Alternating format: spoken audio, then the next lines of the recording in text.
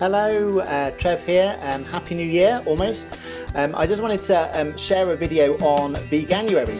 So those of you who don't know what Veganuary is, basically last year, for the first time I did it, which was giving up meat and fish and all dairy, so eggs, cheese, for the month of January. And yeah, don't get me wrong, it was a challenge. It was really hard to do. It was a shock to my system.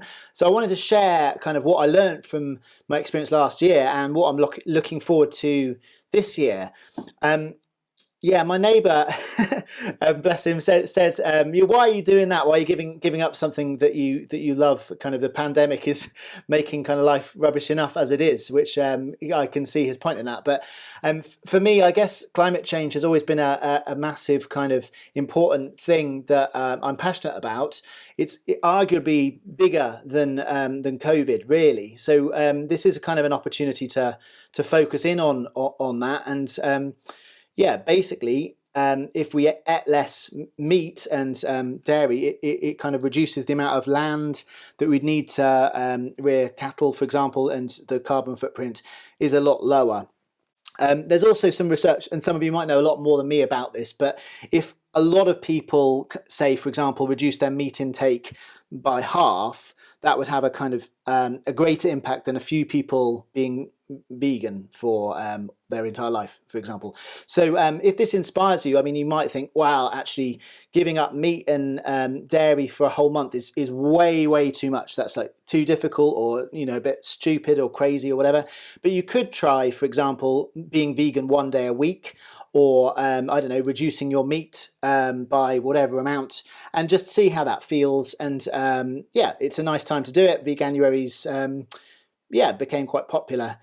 And also, yeah, I don't want to sort of like pretend that I don't love meat, because I do really like eating meat, and I like, eggs and cheese, and I'm kind of looking forward to going back in February and eating some of that again. But I'm also hoping that I kind of reassess my my kind of relationship with those food products during Veganuary.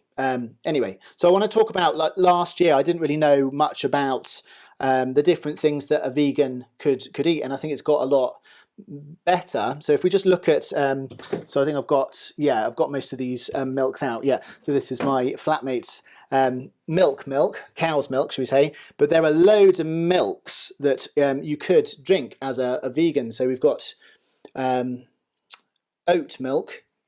That's an Alpro version. There's also this, which some of you might have seen, this brand, really popular brand, Oatly. And yeah, it's basically made out of oats. So I find that the oat milk's really nice in tea, for example. There's this one, which is coconut, unsweetened coconut milk. So you might get unsweetened and sweetened. So there's a big mix that might be nice in kind of on cereal, or perhaps on a hot chocolate or something like that. And soy milk, which many of you will have heard of. There's also sort of almond milk, and there possibly rice milk, some others that I might have forgotten. But there are loads of different milks, and they're all good for kind of different things. So you might find that your taste buds are slightly different to mine, and you might prefer a different milk. For me, I think oat milk is kind of my favourite kind of for most things. And I was really pleased because I've got a milkman, so who delivers in milk bottles, and it's really lovely. And I'm like, oh yeah, that's really kind of eco-friendly to kind of wash up the milk bottles. And last year I was thinking, all this kind of plastic coated sort of packaging I don't really like. So this year actually they're delivering oat milk in milk bottles from Milk and More, and yeah, that's really great. So there's a shift already. Other things that I've found, so this is Oatgurt. So it's a yogurt sort of alternative. I'll have a little test of it. I have done this before, so I do know I like it. But yeah, you can see it looks like yogurt. It tastes pretty good. Tastes very similar to yogurt, maybe with like an oaty sort of an oaty flavour coming through as well. But I can imagine you could use that in sweet or savoury sort of things, like on different dishes or with fruit or whatever. But very, very similar to yogurt. So yeah, that might be very useful if you don't know about it. The other one, I've never tried this before, so vegan cheese, so mozzarella style cheese, and yeah, I'll see how that goes. It'd be kind of quite nice to do. Cheese is one of the things that I've kind of missed a bit.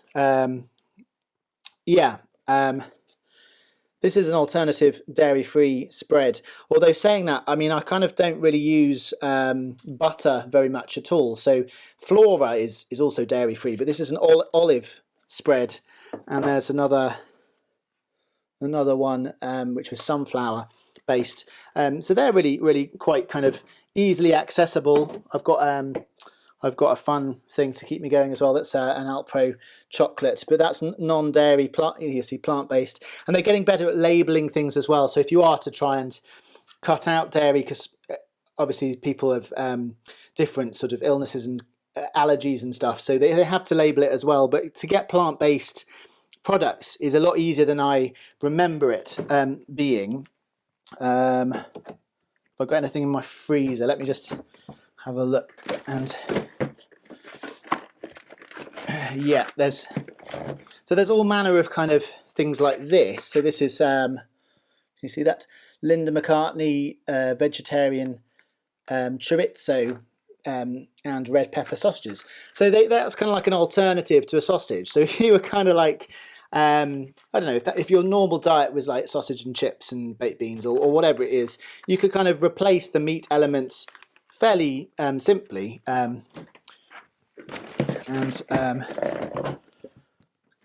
Yeah, I mean, I'm kind of like hoping to do some cooking with, I've already done a bit of cooking and frozen some kind of roast vegetables or that sort of thing. So one of my friends who's been a vegan for many years, he's just had a baby, and I've done some cooking for him in kind of preparation to Veganuary. So I've done some cooking with tofu, but I realized that a lot of people might be quite out of reach to sort of do a lot of kind of cooking of obscure things. So these kind of products, they're the sort of replacements to some meat and dairy things, are really useful. I maybe would just say one thing that I did learn last time was about vitamin B12. So there were things that kind of that are kind of high in that, like Marmite. I know not everyone loves Marmite, but I do. So I mean, having some Marmite is really kind of good to kind of boost up some of the vitamins. And Enya Vita, that's a bit of a weird one. You might want to write that down if you're keen to do it. But the idea of having vitamin B12. You can also eat spinach and I think broccoli. Other people will know more than me, so do research it. If you're going to be a vegan for a long time, like longer than just 1 month, you might want to look at your diet as well. But just to kind of like have it as a bit of a kind of a change and a bit of a readdress your association with meat and how much you need meat. I think that's kind of hopefully what I'm trying to achieve from doing Veganuary as well. So you can hold me accountable. I will try and succeed. It is a challenge, but for me, I think it's quite a fun thing to do, and I would look forward to eating some of the things I miss again in February as well. So yeah, so thanks for watching. I hope you found that useful, and Happy New Year. I hope you enjoyed watching. Please do click the subscribe button for more videos. It really helps me out, and I will see you soon.